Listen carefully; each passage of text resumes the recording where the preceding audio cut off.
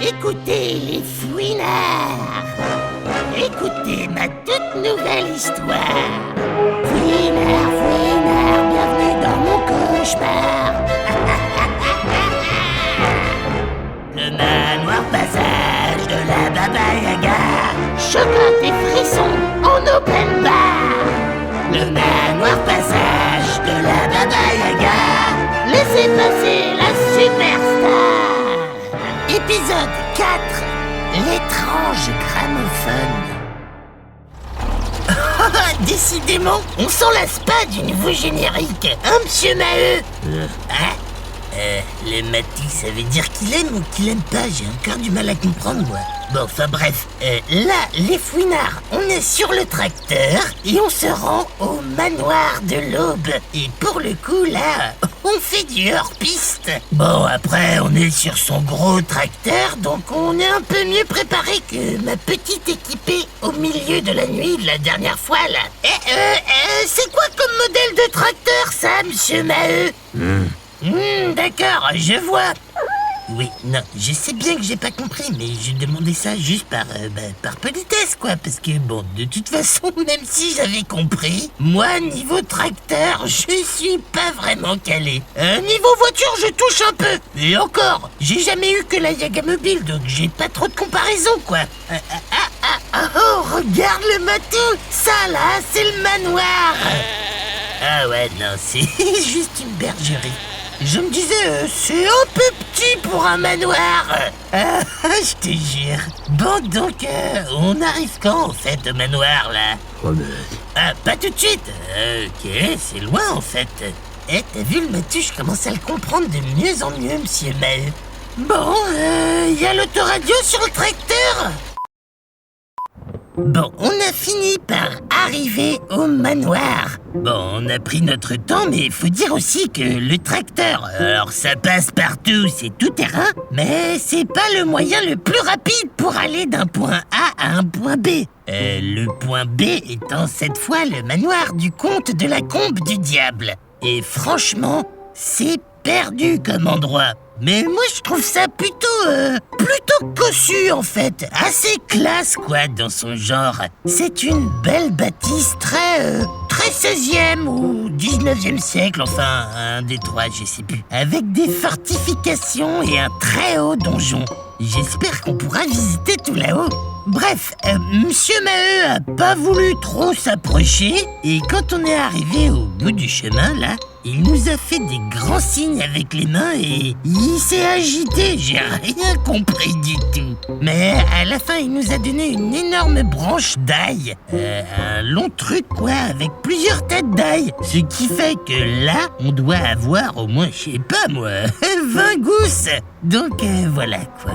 Je suppose que c'est une sorte de coutume de la région, quoi. Comme dans les îles du Pacifique, là, où ils vous donnent des colliers de fleurs en arrivant. Même si moi, j'ai jamais été, mais je suppose que c'est un peu comme ça, quoi. Bon, par contre, je sais pas si j'arriverai à m'enfiler ça autour du cou. Bref, on papote, mais c'est déjà la fin de l'après-midi. Il se fait tard, la nuit est en train de tomber. Il flotte encore, et c'est quand même bizarre, mais malgré le gros gueuleton d'hier soir et les restes de ce midi qui n'étaient pas non plus tout petits en termes de portions, j'ai encore faim. Ça, c'est vraiment l'air de la montagne qui fait ça. Bon, on fait quoi le matou? Et là, il y a une grande porte en bois, alors à ton avis, on sonne ou on tape? Ok, toi tu sonnes et moi je tape. À 3, 1... j'ai dit à 3 le matou. Zut alors, tu gâches tout le temps, c'est infernal, c'est infernal. C'est automatisé. Eh ben, malgré l'air un peu vieillot de la bâtisse, j'imagine qu'il a installé tous les systèmes dernier cri, le vicomte là. Allez, suis-moi le matou. Donc là, les fouinards, on est dans une sorte de cour intérieure. J'imagine qu'on va tout droit. En même temps, il n'y a pas trop le choix de toute façon. Une autre porte. On entre. Bonjour, c'est la Baba Yaga. Bon, Alors, ben là, on est dans une grande salle à manger et c'est pas mal la déco. Il y a du travail, quoi, hein, le matou? Oui, non, je sais pas pourquoi je te demande. C'est de notoriété publique que t'as aucun goût, le matou.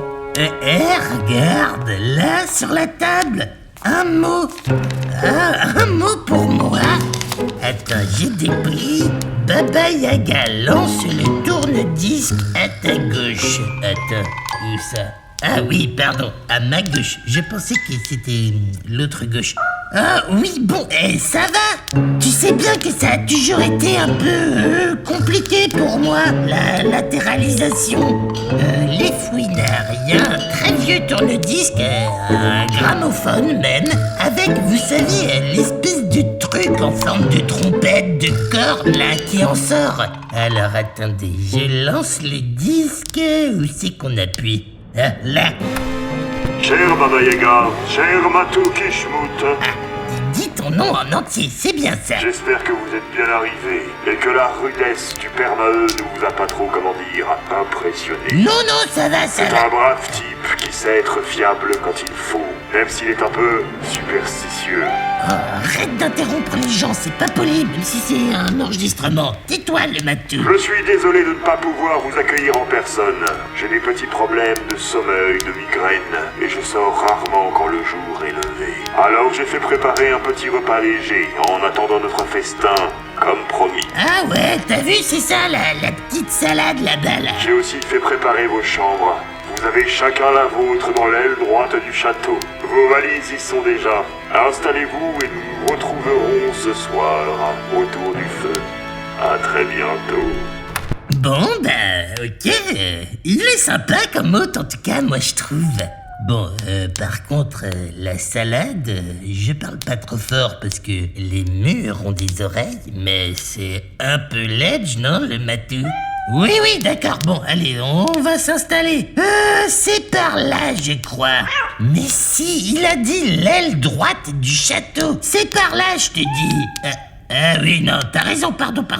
Oui, bon, ça va, on va pas en faire un fromage à chaque fois que je me trompe de droite ou de gauche. J'ai pas mes repères, là. Bon, je vous laisse, les fouinards. Nous, on va s'installer dans nos pioles. J'espère que j'ai un lit double. Allez, viens, le matou. Par là. Non, par là.